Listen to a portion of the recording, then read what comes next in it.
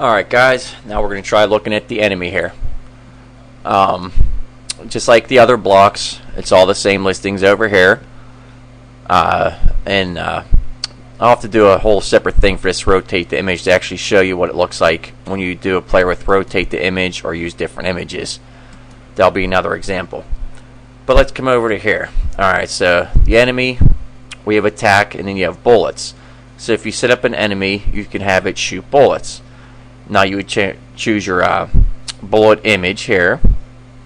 You can have the sign like a laser blast, the speed that the bullet travels, and you always want the speed to be faster than the speed of your character or whatever enemy it is, because if the speed is the same thing on both, like the bullet and the enemy, then the bullet will stay on top of the enemy when it's moving. So say if I have the enemy speed at 1, you set this bullet speed to 2 or 3.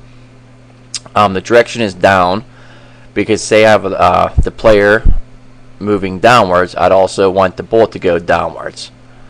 Now delay is, I guess, 5 seconds plus 1 random, so every 5 seconds he'll create a shoot off a bullet, and then you can have it throw in a little randomness of 1, so it might do it every 5 seconds, it might skip. Lifetime is how long the bullet lasts for. You don't want to have the bullet last forever, because it's more important on the player that you don't want to have it last forever, because you can sit at the bottom of the screen, and if you have it set up to like 30, the bullet will fly up and destroy everything at the top of the at the end of the stage. But that's more important, I think, for the player. Damage, of course, is how much damage you want to do per bullet.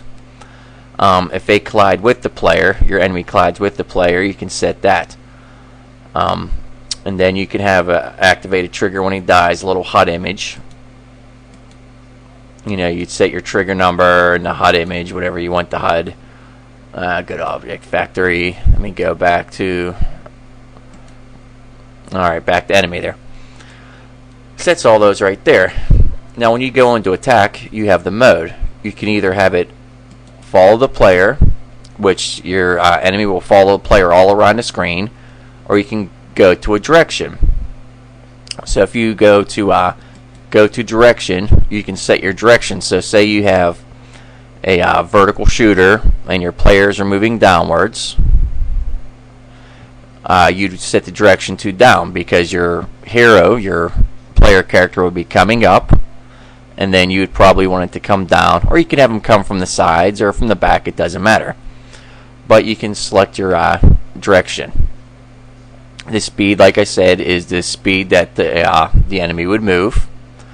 Now you get here to obstacle handling. You can have set it for none. You can have it bounce between, say, blocks, bounce from the borders. You can have it bounce off of everything, or you could have it stop at blocks.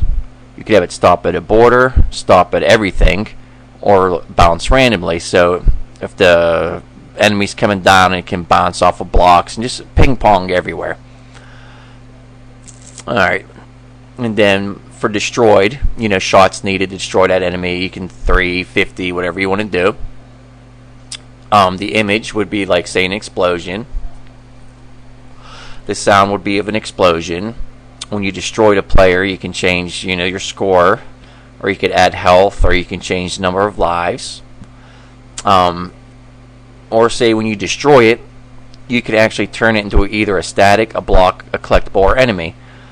And you do it by going to here, it says transform to, and you can select, say you want it to go and become a collectible. Alright, so you destroy your enemy and it's a collectible, it's a coin.